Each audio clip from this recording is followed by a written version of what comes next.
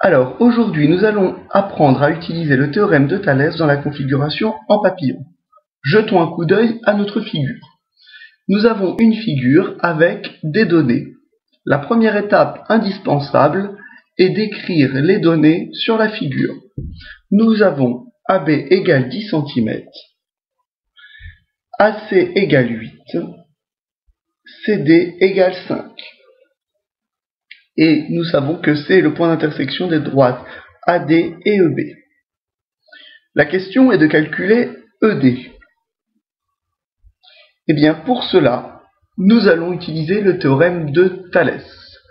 Nous voyons bien notre configuration avec les deux triangles, le petit EDC, puis le grand ABC. Néanmoins, je ne peux pas utiliser le théorème de Thalès.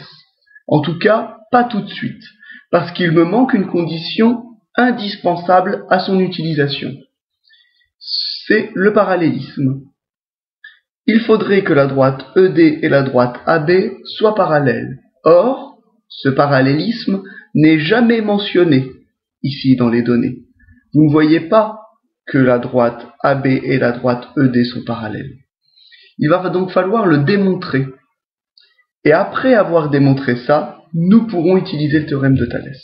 La première étape consiste donc à démontrer que AB et ED sont parallèles. Pour ça, nous allons utiliser une propriété de sixième, puisque nous voyons que ED et AB sont toutes les deux perpendiculaires à la droite AD. Et donc, elles sont parallèles. Donc la première étape, c'est la démonstration du parallélisme.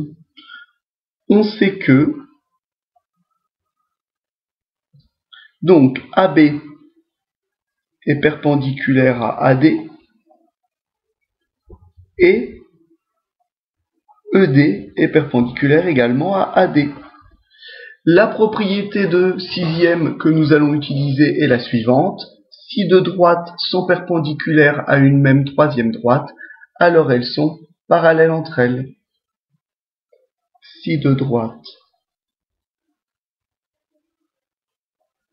sont perpendiculaires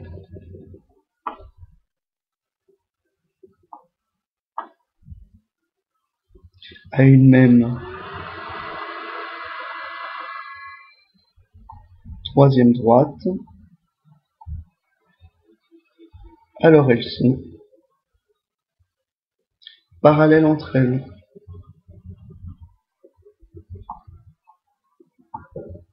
Voilà. Et grâce à cette propriété, nous pouvons conclure que AB est parallèle à la droite ED.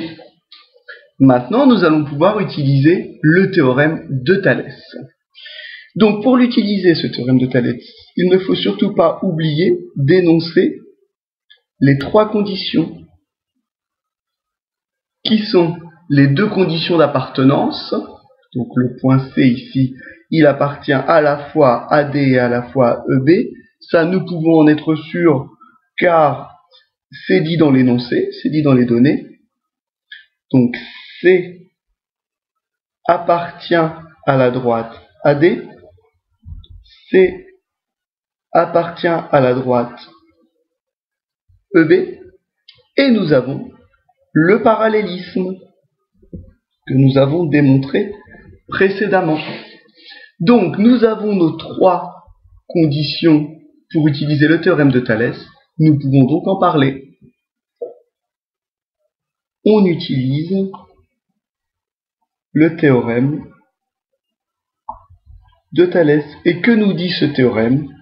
Eh bien, ce théorème nous dit qu'il y a proportionnalité entre les longueurs des deux triangles, du petit et du grand. Donc, comme il y a proportionnalité, je peux faire un tableau. Donc ici, je mettrai le petit triangle et ici le grand triangle.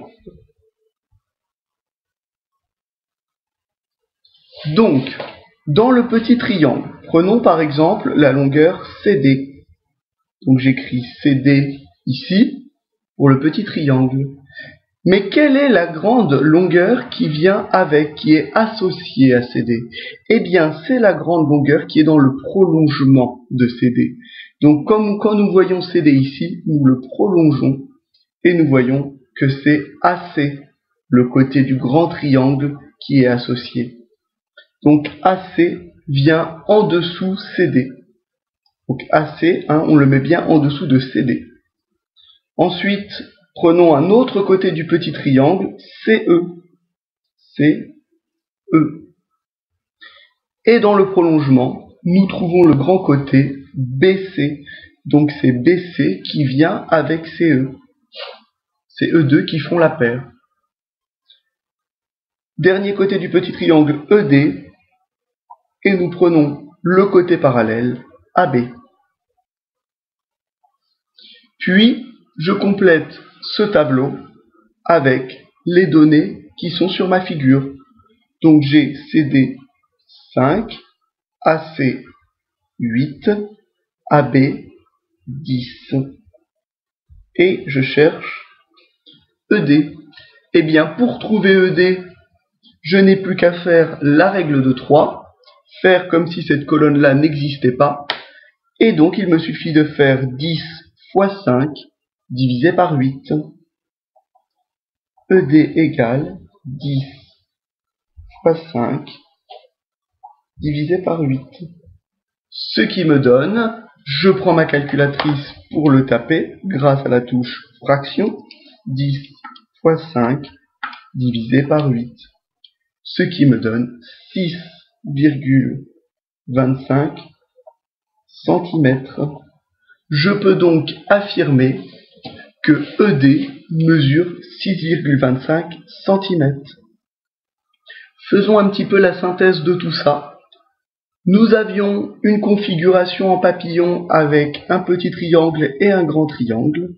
Nous voulions utiliser le théorème de Thalès, mais pour cela nous avons dû démontrer le parallélisme des droites AB et ED.